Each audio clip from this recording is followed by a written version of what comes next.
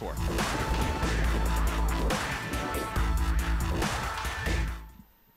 And down to the bottom left-hand corner of Entombed Valley, we have our blue Protoss player from Team Liquid. It is Hero, and he's trying to tie things up against his opponent. Up here in the upper right-hand corner from StarTale, our red Zerg player, Life. Now, we talked a little bit about Entombed Valley being a good map for Protoss against Zerg, and while that's certainly true, the times they are a-changin', because Zerg players are really starting to learn to use this map to their advantage. If they can survive and get 3 bases and, you know, stay fairly safe, they can then go ahead and just play passively, take a 4th, and then get a ton of spine crawlers as they go towards that late-game tech. And we've seen that work now on multiple occasions. So I feel like the edge that Protoss players are having against Zerg is going to start to slip away. It's probably always going to be a pretty good Protoss map, but maybe not forever. I mean, if you remember way back in StarCraft 2, Scrap Station, for instance, was thought of as a very Zerg-favored map initially. You're going to give them a free base? Yeah, well, Zergs did win a lot on Scrap Station until Terran players and other races figured out how to use the map to their advantage as well. So it's kind of cool in StarCraft 2. You can see maps that originally are really good for one race, and then other races figure out how to even things out without any need for, you know, patching or balance changes or anything like that.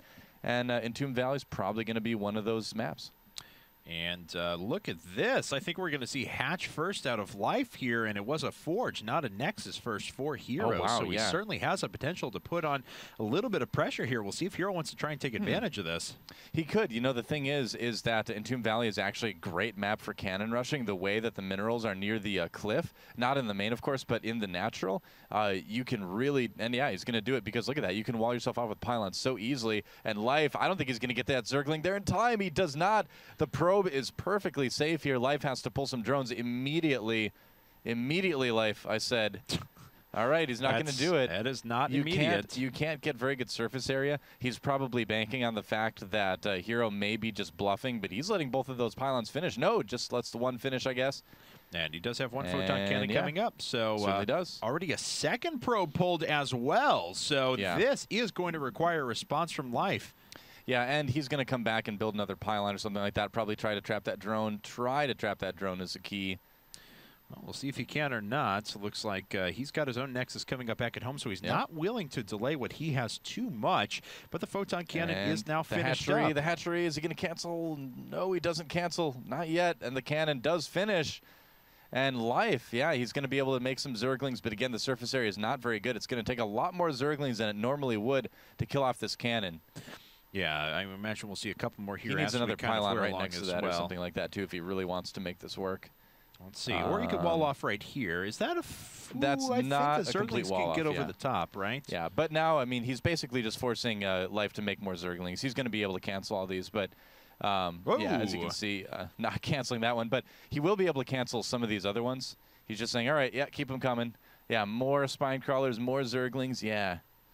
He's going to let another one finish here, and this hatchery is in huge trouble. It's in trouble, but I've seen some Protoss players that get in danger every once in a while. Yeah, it looks like Spinecrawler is actually sitting at the top of not just targeting down the hatcheries. Oh, it's down to 200 hit points. Getting low, 180, 40, 20. Very no! low. Whoa! It stays up with 14 hit points. No way. Oh, my God. Life is the luckiest Zerg in the entire world. It's official. All he needs to do is come and like poke that with a zealot and it will die. A probe, just hit it a couple times. He's got to be so careful about this hatchery. I mean, I feel like Hero's going to use his famous warp prism style now to come in and poke down this natural expansion very, very easily. I would be so tempted to do that after nearly killing it like that. That's crazy, man. Now, this is kind of flipped around for Life. What could have been disaster is now actually a pretty big resource sink for Hero that he hasn't been able to take advantage of. He does have some pretty decent workers, but his opponent's already ahead, and you want to be continually chrono boosting and about ahead at this point as a Protoss player before the production cycles kick in on 3 hatcheries for a Zerg player. So I don't know. If Life is able to hold on to this hatchery, that was actually a benefit for him at the beginning.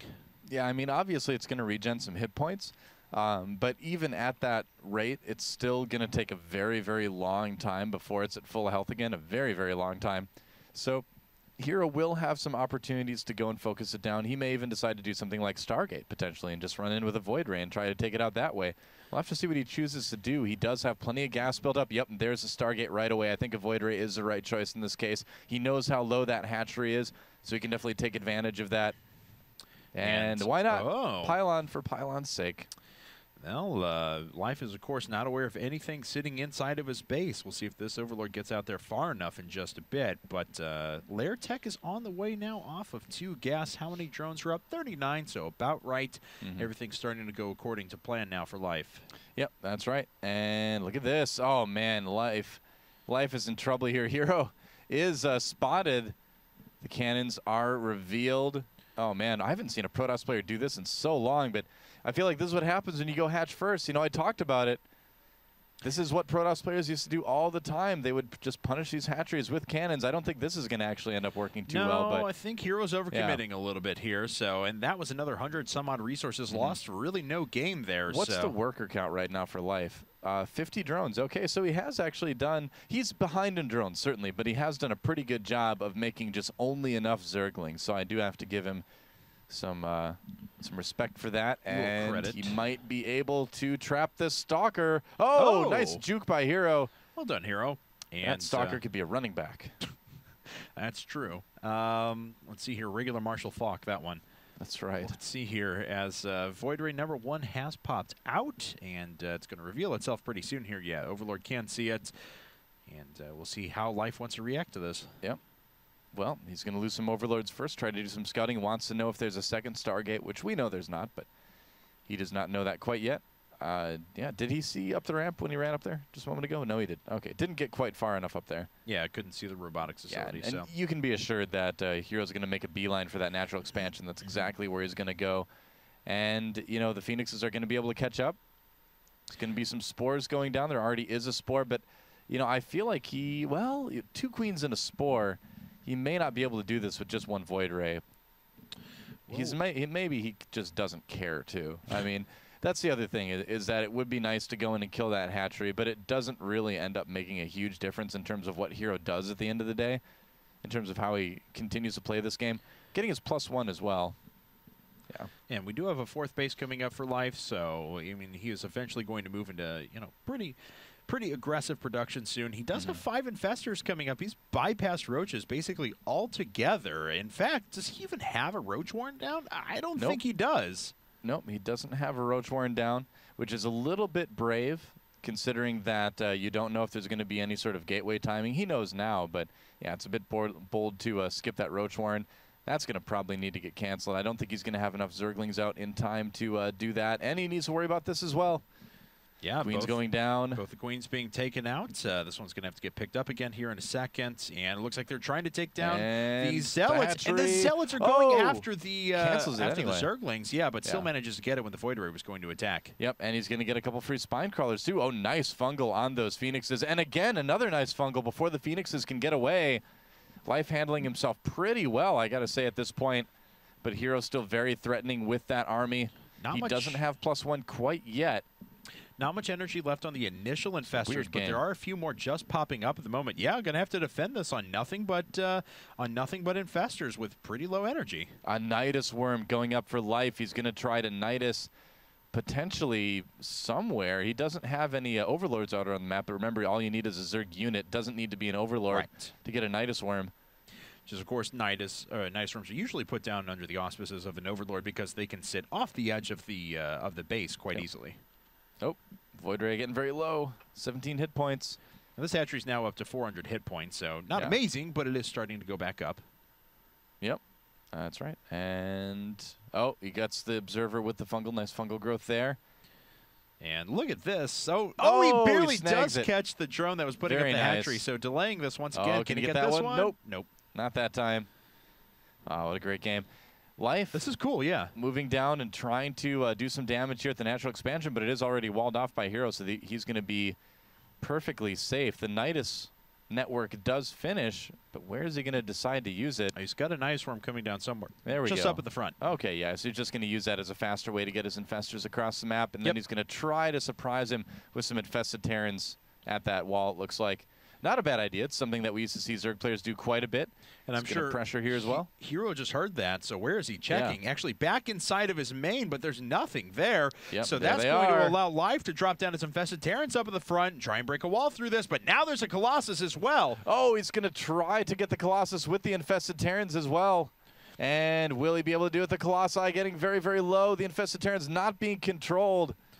No, but they're starting to bust a couple of holes through things here. Hero with pretty good control over and over again, though, is zoning out all of these Zerglings, making sure they can't get inside of the base. He brought Queens even with this. Pylon goes down, too. The Queens are all picked up at the moment. Some damage being done up at the front, but the Photon Cannons are taking care of the Zerglings pretty effectively. Wow, that Colossi just popped out in the nick of time right there. That could not have been better timing for Hero to get that Colossus out. That really helped him survive that.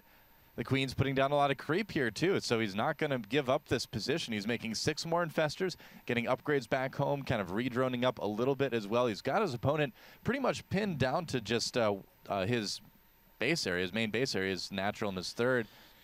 And there's a Spire, too. He's going to want to try to get some Corruptors out to handle that Colossus. Yeah, could see some Hive Tech here pretty soon as well. Yeah. I mean, Infestation Pit, of course, has been done for quite a while.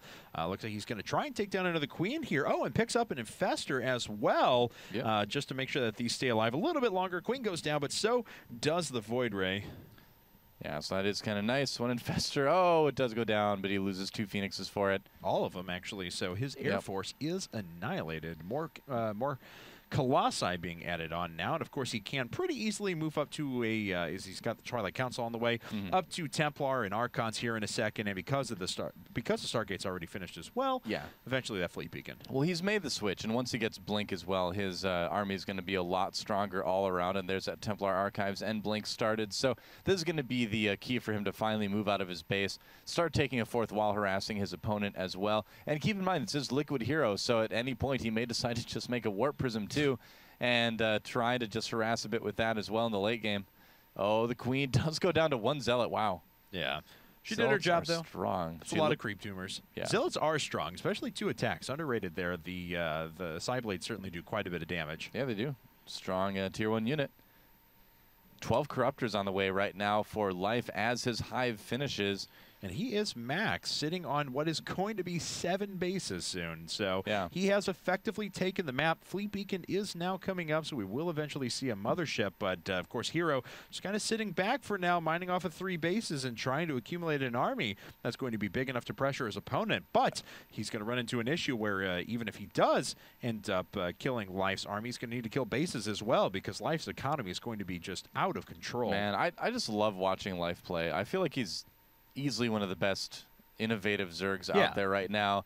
I mean, his Nidus play has just been great this game. He's been using his Nidus fantastically, getting a great fungal on all those sentries. Here come the Infested Terrans as well, and the Corruptors going to work on the Colossi. 1 goes down. The second one getting very low, going down as well. And does Life have enough to kill the army right here? It's looking like it's pretty close to that. There we go. Fungal's hitting the rest of the Stalkers. A few more Infested Terrans rolling through. There aren't any Zerglings out for the moment. They're making their way across the map, but that is pretty much everything dead for Hero. Yeah, he crushed that army, but did he get enough of those Corruptors or enough of those Infestors away, though? That's my question right now. How many does he have left on the map? Okay, so he does still have 10 out.